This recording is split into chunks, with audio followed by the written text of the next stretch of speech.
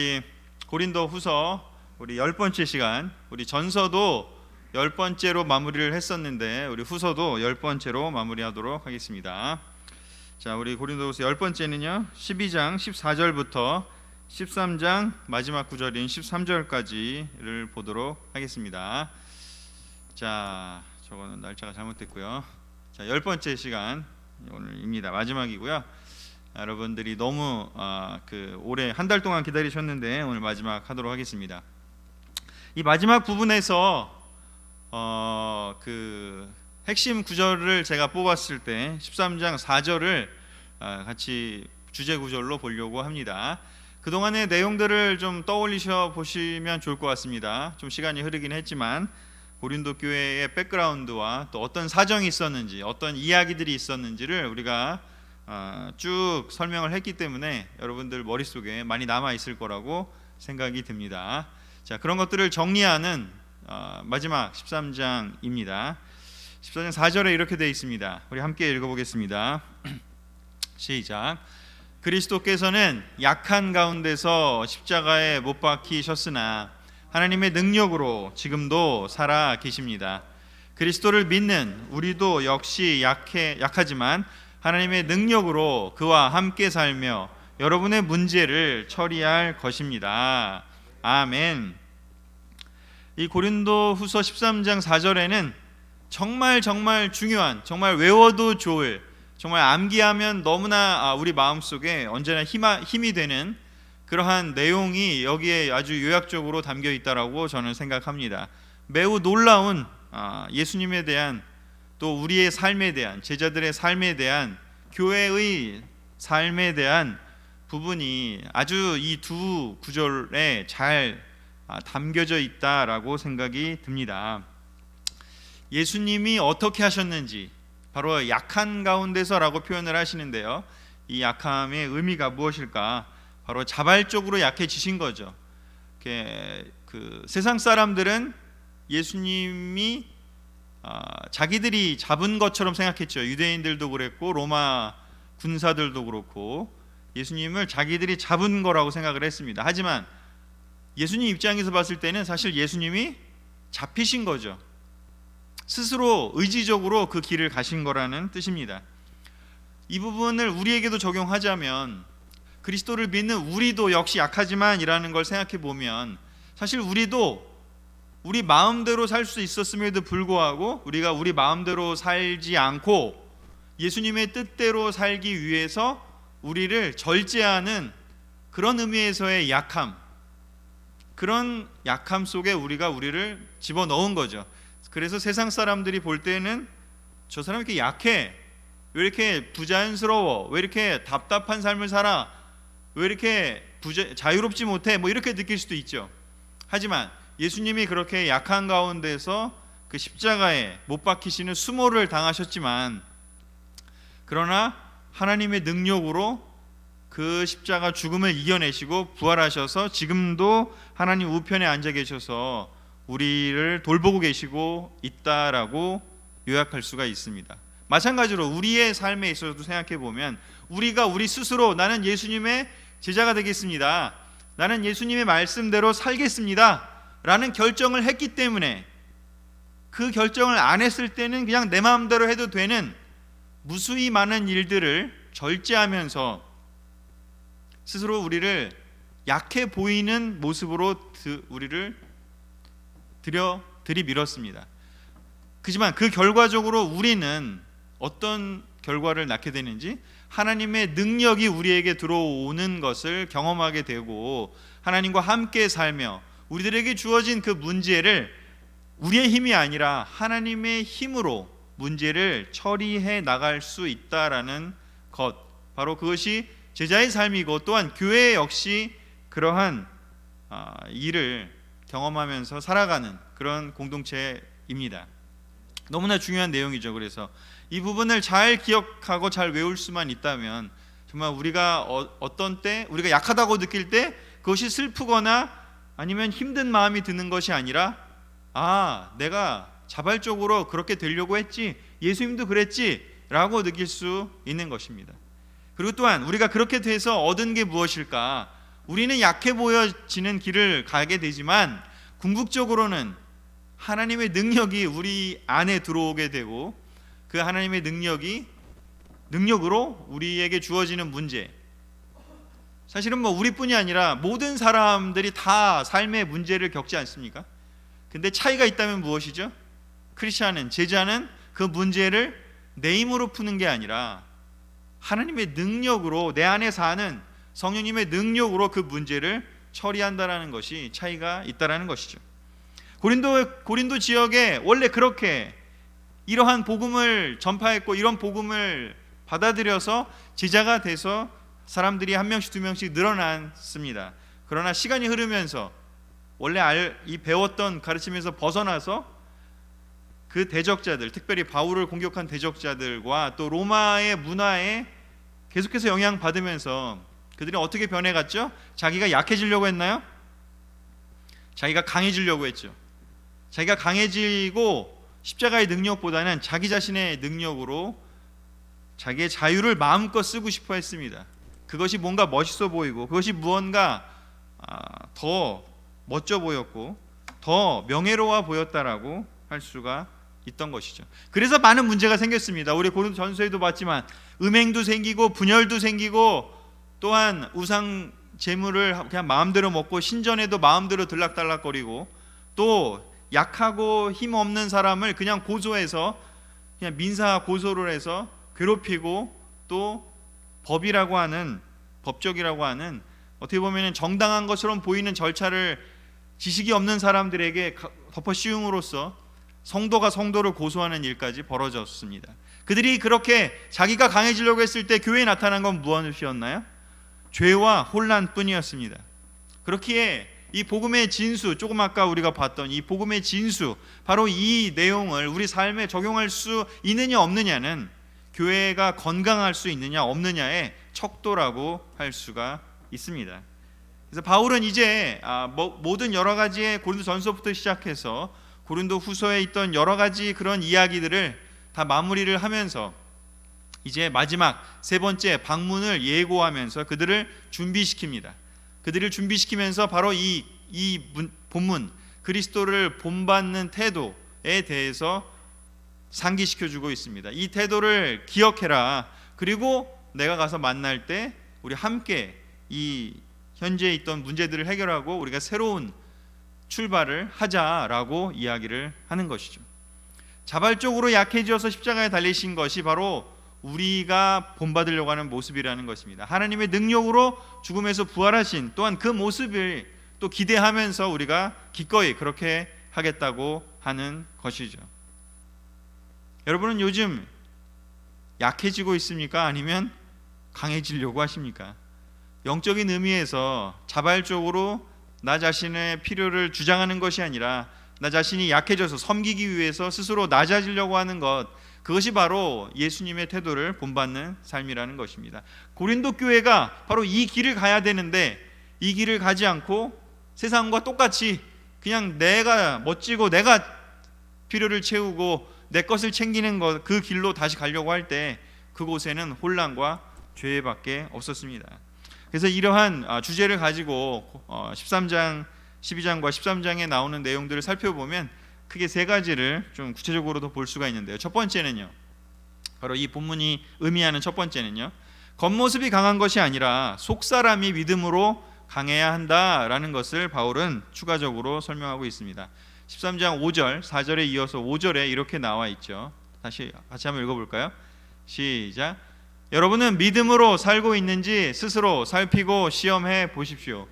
여러분은 예수 그리스도께서 여러분 안에 계신다는 것을 모르십니까? 그렇지 않으면 여러분은 그 시험에 불합격한 사람입니다. 고린도 교회는 믿음으로 살아야 했던 바로 예수님의 몸인 교회였습니다. 그런데 그 사람들이, 그랬던 제자들이 속사람이 믿음으로 살고 있어야 하는데 그것이 아니라 겉모습이 강한 것으로 살고 있기에 바울은 그들에게 질문을 하고 있는 것입니다. 여러분은 믿음으로 살고 있냐고요. 근데 이 믿음이라는 것은 그냥 일반적으로 생각할 때 그냥 낙관적인 성격, 그냥 미래에 대해서 낙천적인 거, 뭐 잘 되겠지 라고 생각하는 것이 믿음이 아니라 그냥 미래에 대해서 낙천적인 것을 단순히 뜻하는 것이 아닙니다. 또는 단순히 미래를 그냥 긍정적으로 또 예측하는 것하고도 또 다릅니다. 세상에서의 믿음이라는 의미는 그런 의미 아닙니까? 야, 세상에서 믿음을 갖고 살아라고 한다면 예수님이 아니라 그냥 낙천적이어라, 긍정적이어라, 그런 뜻으로 보통 설명이 됩니다. 그런데 성경이 얘기하고 있는 믿음은 무엇인가? 예수님이 우리 안에 살고 있기 때문에 들어있는 그 생기는 믿음은 무엇인가? 바로 여기서 얘기한 것처럼 예수 그리스도께서 여러분 안에 살고 계신 그것이 바로 믿음이라는 단어로 표현이 되죠. 그것은 무엇이냐면 바로 로마서 8장 28절에 나온 것처럼 우리에게 주어질 일들이 좋은 것이든 아니면 어려운 것이든 또는 그냥 기쁜 일이든 아니면 조금 고통스럽고 고난스러운 일이든 그런 어떤 낙관적인 미래 이런 것이 단순히가 아니라 우리에게 어떤 일들이 벌어지든지 간에 그것이 협력해서 결국은 선을 이룰 것이다. 하나님의 뜻을 이룰 것이다. 그것을 바로 생각하는 것. 그래서 어떤 일이 들어오든지 간에 믿음으로 살고 있다면 두렵지 않을 수 있겠죠. 또한 나 자신을 스스로 낮출 수 있는, 나 자신을 겸손한 그런 모습으로 결정할 수 있는, 또 다른 사람을 섬기고 내 필요를 주장하는 것 대신에 다른 사람을 섬기는 데 있어서 그런 믿음이 있다면 기꺼이 할 수 있겠죠. 그런데 그 믿음이 없다면 약해지는 건 두려운 일이죠. 내가 망가질 것 같고 나는 손해볼 것 같고 나는 실패할 것 같은데 어떻게 낮아질 수 있고 약해질 수 있겠습니까? 바로 믿음이 있다라는 것은, 속사람이 믿음으로 강한다는 것은 바로 예수 그리스도께서 우리 안에 있기 때문에 예수님이 하나님의 능력으로 부활하신 것과 같은 그 파워풀한 일이 우리 삶에도 벌어질 것을 믿는 그 믿음을 의미하는 것이죠. 고린도 지역에는 로마의 바로 두 번째 도시, 너무나 놀라운 국제적인 도시 고린도, 로마의 문화, 로마 제국의 문화는 무엇이었나요?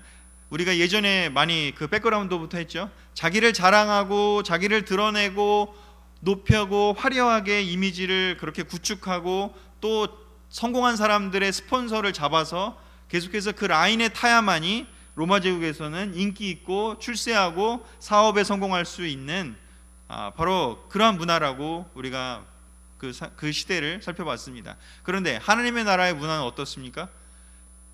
자기를 높이거나 자기를 자랑하는 것이 아니라 스스로 낮아지고 대신에 우리가 포커스하는 것은 무엇입니까?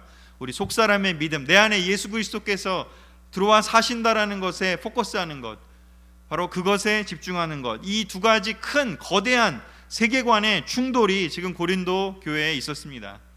여러분 생각해 보십시오. 이게 그냥 2000년 전에 로마 제국의 한 도시에만 있는 일입니까?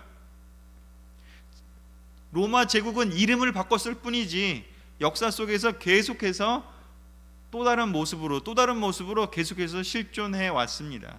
지금은 더 심각해졌죠. 지금은 자본주의가 아주 그냥 더 일반적이 됐고 더 극심하죠. 지금은 오히려 로마보다 더하면 덜했지 덜하진 않을 거라고 생각이 듭니다. 자기를 자랑하고 자기를 높이고 성공하고 스펙을 쌓고 무언가 위대한 사람이 되려고 하는 그 욕망의 수레바퀴 속에 들어가 있다라는 것은 로마보다 지금 더하면 덜했지 덜하지 않다고 생각이. 그렇게 이 고린도 전서와 후서는 지금 이 시대의 교회의 모습과 어쩌면 많이 유사하기도 하고, 그렇기 때문에 우리가 꼭 봐야 하는, 교회가 또한 그 싸움을 했던, 그래서 이겼던 바로 그 고린도 교회의 이야기들을 우리 또한 열심히 또 깊게 묵상해야 되지 않나라는 생각이 듭니다. 두 번째요, 13장 10절에 가면 이제 바울은 두 번째 또 다른 이야기를 하게 됩니다. 그 이야기는 무엇일까요? 바로 교회를 세우기 위해서 최선을 다해야 한다. 교회를이 포커스가 아니라 교회를 세우기 위해라는 이 세움에 대해서 포커스하면 좋을 것 같습니다. 고린도후서 13장 10절을 같이 보도록 하겠습니다. 같이 읽겠습니다. 시작. 내가 여러분에게로 가면 내가 받은 특권을 가지고 너무 가혹하게 여러분을 꾸짖지 않게 되기를 바라는 것입니다. 주님께서 내게 주신 이 특권은 여러분을 세우기 위한 것이지 무너뜨리기 위한 것이 아니기 때문입니다. 이제 바울은 세 번째 방문을 할 것이라고 이제 알리고 있습니다. 이 고린도 13장에 보면요, 이제 가게 되면요 어떤 일이 벌어질지, 실제 문제가 있었던 2차 방문을 했을 때 어느 정도 처리가 됐는데, 어느 정도 치리가 됐는데, 그럼에도 불구하고 끝까지 바울에게 비난하고 또 거짓 그 대적자들의 편에 서서 끝까지 교회에서 고집 부리는 사람들이 소수였지만 남아 있었습니다. 그래서 그 사람들을 이제 마지막으로 가서 해결을 하려고 하고 있습니다. 그런데 바울은 너무나 긴장하고 있어요. 왜냐하면 가서 그 일을 한다는 것이 사실은 마음이 그렇게 편한 일은 아니지 않겠습니까? 치리하고 누군가를 이렇게 벌해야 한다는 것은, 뭔가 조치를 취해야 한다는 것은 쉬운 일은 아닌 것이죠. 그렇기에 바울은 너무 내가 이것을 이렇게 가서 이렇게 누군가를 벌하고 치리하고 하는 그것이 지금 목적이 아니라, 중요한 건 무엇인지 여러분을 세우기 위한 것이지 무너뜨리기 위한 것이 아니다 라는 것을 이렇게 알려주고 있습니다. 여기에 보면은 이렇게 건물을 세우다라는 그 헬라어가 오이코도메라고 합니다. 이 오이코도메, 바로 세움이란 뜻도 있고요, 섬김이라는 단어이기도 합니다. 오이코도메. 바울의 최대 관심사 목표는 바로 항상 이것이었습니다. 교회를 세우는 것이요. 바울은 교회를 세우기 위해서 최선을 다했습니다. 바울이 그 죄진 사람들의 삶이 그냥 바울이 뭘 하든 안 하든 그들의 삶과 어떻게 보면 그냥 내버려 둘 수도 있었습니다. 하지만 그들의 삶에 뛰어들어서 부딪히고 좀 어려움을 겪고 그런 어떤 그 반격을 당하기도 하고 하는 그 일을 왜 하려고 할까? 그걸 하지 않으면 교회가 무너지니까, 예수님의 몸이 망가지니까. 그런데 바울의 대적자들이 한 일은 무엇이었습니까? 자기들이 얼마나 연설을 잘하는지, 자기들이 얼마나 스펙이 있는지, 예루살렘에서 자기들은 어떤 그 증서를 갖고 왔다부터 해서 바울은 되게 초라하다, 연설도 못한다, 뭐 되게 편지로는 강해 보이지만 실제 만나봤더니 별 볼 일 없더라, 유약하더라, 뭐 별 어떤 그런 비판을 많이 했습니다. 그 비판의 내용에 들어있는 것은 무엇입니까? 자기들은 강하다, 자기들은 잘한다, 자기들은 정당한 권한이 있다 라고 하면서 결국은 그들이 포커스하는 것은 무엇입니까? 교회를 세우는 것이었습니까?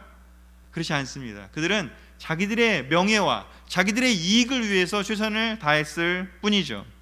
진정으로 교회를 사랑하는 사람은, 진정으로 예수님께 보냄받은 사도는 바로 무엇을 포커스하는 것인가? 교회를 세우는 데 가장 포커스를 합니다. 그 세움을 하기 위해서 여러 가지 일들이 벌어지고 있습니다. 그 관련된 내용을 우리 12장 9절 20절에 조금 더 나와 있기 때문에 같이 또 보도록 하겠습니다. 사랑하는 여러분, 우리가 행하는 이 모든 것은 여러분을 돕기 위한 것입니다. 바로 세우기 위한 것이죠. 내가 여러분에게 갈 때 서로 기대에 어긋나는 일이 생길까 염려됩니다. 두렵습니다. 다시 말하면 여러분 가운데 다툼과 시기와 분노와 당파 싸움과 비난과 협담과 교만과 소란이 있어서는 안 되겠다는 말입니다. 내가 여러분에게 다시 갈 때 하나님이 여러분 앞에서 나를 낮추실까 두렵습니다. 그리고 전에 죄를 지은 여러 사람들이 그들의 더러움과 음란과 방탕을 아직도 회개하지 않고 있다면 그들 때문에 내가 슬퍼하지 않을까 염려됩니다. 바울은 그 권한을 그냥 일반적으로 생각하면 권한이 있으면 그냥 쓰면 되지 않습니까? 그런데 그 권한을 씀에 있어서도 얼마나 긴장하고 있고 걱정하고 있는지를 우리는 알 수 있습니다. 왜냐하면 바울의 포커스는 자기의 권한을, 마땅한 권한을 쓰는 게 중요한 게 아니라 고린도 교회가 올바로 세워지는 것이 목적이었기 때문에, 혹시라도 이걸 통해서 고린도 교회 사람들이 상처받고 무너질까 봐 염려하는 마음이 컸던 것이죠. 교회를 세우는 두 가지 기둥을 성경은 계속해서 이야기하고 있습니다. 구약도 얘기하고 신약도 얘기하고요, 예수님도 얘기하고요, 하나님도 얘기하고 선지자들도 얘기했습니다. 그것이 무엇인가요? 은혜와 진리의 두 가지 기둥이 올바르게 서 있어야 합니다. 하나님은, 예수님은, 교회는 사랑이 너무나 중요합니다. 하나님의 은혜가 바로 무엇입니까? 하나님의 사랑이었고요, 그것을 용서하고요, 보듬어 주고요, 따뜻하고요, 돌봐주는 것이죠. 하지만 그것만 있다면 어떻게 될까요? 그것만 있다면 기둥이 하나밖에 없는 것이죠. 바로 이 대적자들이 바울에게 공격했던 것이 바로 그것이죠. 바울은 유약하다고요. 바울은 아무것도 할 수 없다고요. 바울은 말만 하지 실질적으로 할 수 있는 게 아무것도 없다고요. 그래서 진리의 기둥이 또한 우뚝 서 있어야 하는 것이죠. 그것은 무엇인지요? 정의로움이고요, 심판이라는 단어로도 쓰일 수 있습니다. 하나님이 심판하시는 하나님이라는 것은 바로 진리의 하나님이라는 것을 뜻합니다. 하나님이 사랑의 하나님이기도 하고 은혜의 하나님이기도 하지만 하나님은 심판 하나님이고 또한 진리의 하나님이신 것이죠. 죄를 꾸짖는 그 일을 하시는 것이죠. 세상은 점점 더 그게 뭐가 죄야? 죄가 아니라고 말하려는 문화가 점점 커져갑니다. 그러나 성경은 분명하게 죄가 무엇인지, 하나님으로부터 벗어난 거기서부터 시작된 인간의 타락에 대해서 죄라고 꾸짖습니다.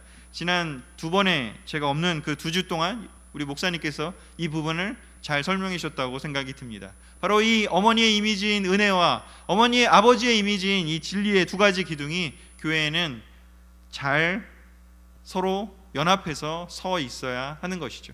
은혜와 진리의 이 두 기둥이 바로 교회를 세우는 두 기둥입니다. 바울은 이 두 기둥을 그러나 교회를 섬기는 데 사용하기 위해서 지금 고심하고 있습니다. 우리는 어떻습니까? 교회를 섬기는 데 포커스하고 있습니까? 아니면 그냥 내 필요에 급급하거나 내 이익만 생각하는 그런 대적자들의 모습이 혹시라도 조금이나마 우리에게 있습니까? 바로 이 부분을 우리가 잘 기억해 보면서 우리가 교회를 세우는데, 또 교회라는 말을 다른 말로 하면 바로 제자를 세우는 것도 똑같습니다. 여기에 한 명 한 명 지금 접속해 계신 또 참석하신 모든 성도 제자 여러분 한 명 한 명의 바로 은혜와 진리가 모두가 다 여러분에게 필요함을 여러분 아마 아실 것입니다. 특별히 부모님들은 더 느낄 것입니다. 자녀를 그냥 은혜로만 키우면요, 자녀가 버릇 없어지고요, 제멋대로 나아갈 것입니다. 그러나 진리의 말씀이, 진리의 가르침이, 그 안에 꾸짖음이 또 교정함이 함께 들어가 있어야 하는 것이죠. 물론 또한 진리만 있다면 안 되겠죠. 은혜의 진리, 은혜가 있어야 되고요, 사랑이 있어야 되고요, 보듬어주고요, 돌봐주는 것도 물론 필요하겠죠. 그 두 가지가 잘 결합이 되어서 교회를 세울 수 있고 제자들 한 명 한 명을 올바로 세울 수 있습니다. 마지막으로 바울은 하나님의 강한 능력이 바로 교회를 지켜주실 것이라는 것을 천명하고 있습니다. 아까 읽었던 구절이기도 한데요, 다시 제가 읽도록 하겠습니다. 그분은 여러분을 다루실 때 약하시지 않고 오히려 여러분 가운데서 강한 능력을 나타내십니다. 그리스도께서는 약한 가운데 십자가에 못 박히셨으나 하나님의 능력으로 지금도 살아 계십니다. 그리스도를 믿는 우리도 역시 약하지만 하나님의 능력으로 그와 함께 살며 여러분의 문제를 처리하실 것입니다. 하나님의 강한 능력이 교회를 지켜줄 거라고 이야기를 하고 있습니다. 제가 서두에도 이야기를 했지만 우리가 약해지는 것은, 교회가 약한 것처럼 보이지만 실질적으로 우리가 강한 것은, 또 교회가 강한 것은, 제자의 삶이 강한 것은 눈에 보이는 강함이 아니라 하나님의 강함이 그 안에 들어있기 때문인 것이죠. 바로 이 구절 가운데에서 그리스도를 믿는 우리도 역시 약하지만 하나님의 능력으로 그와 함께 살며 여러분의 문제를 처리할 것입니다. 이 구절을 우리는 정말 큰 확신을 가지고 기꺼이 우리 삶에 받아들여야 한다고 생각이 듭니다. 여기 두 가지 A와 B가 있습니다. 여러분은 어떤 것을 선택하시겠습니까? 하나님의 능력이 함께하는 우리의 약함, 나의 약함을 선택하시겠습니까? 아니면 하나님이 없는 나의 강함을 선택하고 싶으십니까? 세상은, 사탄은 끊임없이 우리에게 너 강해져, 너 선악과 먹을 힘이 있어, 너의 강함으로 그걸 따먹어 라고 이야기를 합니다. 그런데 그 약함은 바로 무엇인가요? 나는 안 먹을 거야. 하나님과 함께 있기를 원하기 때문에, 하나님 말씀을 지킬 거기 때문에 나는 안 먹을 거야. 나는 하나님의 능력을 원하기 때문에 나는 음탕한 짓을, 음란한 짓을 하지 않을 거야. 세상 모든 사람들이 그냥 혼전 성관계를, 또 혼외 성관계를 자기 마음대로 하는 것이 문제가 되지 않는다라고 이야기를 하지만 나는 안 할 거야. 세상이 보기에 그것은 어리석어 보이고요, 답답해 보이고요, 놀림의 대상이 될지도 모르겠습니다. 어떻게 결혼하기 전에 한 번도 성관계를 안 하고 결혼해? TV에서도 연예인들이 그냥 자연스럽게 놀림의 대상이 됩니다. 이게 말이나 되는 이야기입니까? 그러나 세상은 그렇습니다.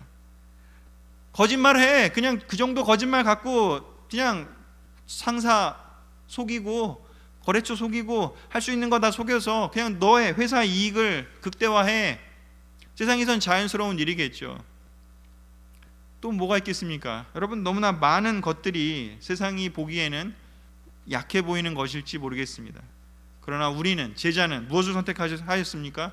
하나님의 능력을 원하기 때문에 우리는 우리의 약함을 선택했습니다. 그러나 자기가 강해지려고 하면 할수록 하나님은 사라질 것입니다. 여러분은 어떤 것을 선택하겠습니까? 고린도 교회가 하나님이 없는 강함을 선택하는 그 로마의 문화 속에 빨려 들어가고 있을 때 바울은 뛰어 들어가서 그 교회를 다시 원래대로 돌이켜내고 있습니다. 너무나 놀라운 이 과업을 바울은 하나님의 능력으로 그 일을 감당하고 있습니다. 교회는 그리스도의 신부입니다. 제자는 그리스도의 신부입니다. 그렇기 때문에 하나님께서 거룩하게 지키기를 너무나 원하십니다.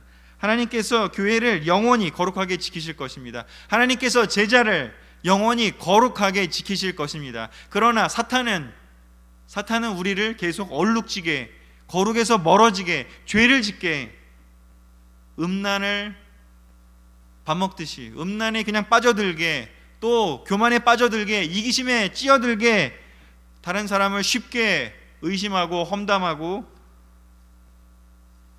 또한 거짓말을 그냥 쉽게 할 수 있도록, 자기의 이익을 위해서 쉽게 그렇게 할 수 있도록 그렇게 계속해서 우리를 유혹하실 것입니다. 그러나 하나님께서는 우리 안에 들어오셔서 바울을 보내셨듯이 끊임없이 우리 주위에 놀라운 사람들을 보내실 것이고요, 또 놀라운 성령님을 보내셔서 우리를, 또 교회를 그렇게 거룩하게 지키시려고 노력하고 계십니다. 하나님은 바로 우리의 주인이십니다. He is the Lord. 바로 우리의 주인이십니다. 그러기에 우리가 바로 그 길을 따라가려고 결정한다면 고린도 교회가 돌이켰던 것처럼 우리는 언제든지 다시 돌이켜서 그 첫 마음으로 돌아갈 수 있을 것입니다. 고린도후서 13장 4절에 이어서 5절에 우리가 아까 본 구절이기도 하지만, 그렇기 때문에 여러분은 믿음으로 살고 있는지 스스로 살피고 시험해 보십시오 라고 이야기를 하고 있습니다. 앞구절과 이어지겠죠. 믿음이란 무엇일까요? 바로 약한 자신을 인정하면서 동시에 하나님의 강함을 바라보기에 희망적인 상태를 의미합니다. 바로 우리 마음속에 그런 믿음이 지금 살아 움직이고 있는지, 우리 분당 그리스도교회가 바로 그렇게, 우리 교회는 약해 보일지 모르지만 그렇지만 동시에 하나님의 강함을 우리가 바라보고 있어서 우리가 웃을 수 있고 낙천적일 수 있고 낙관적일 수 있는, 희망적일 수 있는 바로 그런 상태에 있는 교회이기를 저는 간절히 원합니다. 저의 상태 또한 그렇게 되기를 너무나 원하고, 여기에 함께 접속해 있고 함께 예배드리는 모든 형제자매들이 그러한 믿음을 갖기를 바울과 또 예수님, 하나님 모든 분 모두 다 원하시지 않을까 생각이 듭니다. 이제 마지막 부분으로 넘어가도록 하겠습니다. 마지막 부분은 이제 내용은 정리가 됐고요. 이제 고린도후서의 마지막 이제 그 9절이 되겠습니다. 같이 한번 읽어보겠습니다. 11절부터 14절입니다. 시작. 형제 여러분, 마지막으로 말합니다. 기뻐하십시오. 완전해지십시오. 내 권면을 받아들이고 한 마음으로 사이좋게 지내십시오. 그러면 사랑과 평화의 하나님이 여러분과 함께 계실 것입니다. 여러분은 성도의 사랑으로 서로 인사를 나누십시오. 주 예수 그리스도의 은혜와 하나님의 사랑과 성령님의 사귐이 여러분과 함께하기를 기도합니다. 아멘. 이제 모든 그 긴 이 편지를 마치면서, 특별히 세 번째 방문을 하기 전에 디도를 만났을 때 고린도 교회가 변하고 있다라는 이야기를 들으면서 너무 기뻤고, 하지만 그 소수의 해결되지 않은 사람들 또한 치리해야 될 그 생각을 하면서 방문하기 전에 이 고린도 후서라는 이 편지를 보냈습니다. 그러면서 여러 가지 그 바울을 공격하는 대적자들에 대한 그 이야기들을 고린도후서에서 많이 이야기를 했습니다. 그러면서 모든 문제를 정리하고요. 이제 마지막으로 이제 권면의 이야기를 합니다. 우리 그러한 믿음을 가지고, 앞에서 얘기한 그 믿음을 가지고 우리 기쁘게 살자고요. 우리 두렵고 막 무섭고 막 뭐 잘 안 될 것 같아서 불안해하는 것이 아니라 우리가 기쁜 마음으로 살자고요. 우리가 그 믿음이 있기 때문에 앞으로 다가올 일이 무엇이 됐던지 간에 결국 하나님께서 협력해서 선을 이루실 거니까요. 우리 개개인을 지켜줄 거고 또한 교회를 지켜줄 것이 바로 하나님의 계획이기 때문에 우리가 기뻐하자고 이야기를 하고 있습니다. 또 완전을 목표에 지자고요. 여기에 완전은 거룩이라는 말과 똑같습니다. 거룩해지자고요. 죄에서 벗어나자고요. 죄를 이겨내자고요. 싸우자고요. 그리고 내 권면을 받아들이고 한 마음으로 사이좋게 지내자고요. 우리가 한 곳을 바라본다면 우리가 서로 한 마음이 돼서 사이좋게 될 수 있을 것입니다. 근데 우리가 한쪽은 하나님을 바라보고 있는데 한쪽은 로마를 바라보고 있다면, 사탄을 바라보고 있다면 절대로 한 마음이 될 수 없을 것입니다. 그래서 성도의 사랑으로 서로 인사를 나누는 그런 놀라운 우리 초대교회 공동체가 되자고 바울은 이야기하고 있습니다. 그리고 마지막 구절은 지금 우리 교회는 시행하지 않지만 대부분의 많은 교회들이 목사님들이 모든 예배 끝에 축도를 하는 것을 합니다. 여러분 아시나요? 그 축도의 모델이 바로 이 고린도후서 마지막 구절입니다. 예수 그리스도의 은혜와 하나님의 사랑과 성령님의 교통하심이 이제부터 영원까지 함께할지어다. 이 바로 구절이 바로 어디서 왔느냐? 바로 이 고린도후서 마지막 구절에서 왔습니다. 우리 교회는 하고 있지 않지만 그것을 어떤 예배에 무조건 반드시 넣어야 한다라는 그런 그 규정이 없기 때문에 하지 않지만, 그러나 굉장히 중요한, 또 하면 해도 뭐 나쁘지는 않을 그런 내용이기 때문에 바울이 한 이 삼위일체 하나님에 대한 이야기를 여기서 잠깐 소개하면서 마무리하도록 하겠습니다. 주 예수 그리스도의 은혜와 예수님이 십자가에 달리신 그 일이 너무나 큰 은혜 아닙니까? 우리가 당했어야 될 그 일을 예수님이 당했습니다. 그리고 또한 하나님의 사랑이요, 우리를 창조하셨고 우리를 보존하시고요, 우리를 또 지키시고요, 우리를 나중에 하나님 나라에까지 함께 임하게 될 그 하나님의 사랑이요, 그리고 또한 예수님은 떠나셨지만 우리에게 성령님을 보내셔서 우리의 마음속에 하나님의 말씀이 무엇인지 깨닫게 해주시는 그 성령님의 사귐이 우리와 함께, 이 세 가지, 삼위일체 하나님의 이 세 가지 은혜와 사랑과 사귐이, 이 교통이, 이 교제가 우리와 함께하기를 바울은 기도하면서 그 고린도 교회에 이제 축복을 해주고 있습니다. 우리 분당교회 또한 고린도후서를 우리가 다 전서 푸서 다 공부한 그 시점에서 바로 이 축도의 내용이 여기에 함께 하시는 모든 성도님들에게 함께 하시기를 바라면서 이것으로서 고린도 전서도 끝내고 후서도 마지막 마무리를 하도록 하겠습니다. 그동안 함께 해주셔서 감사합니다.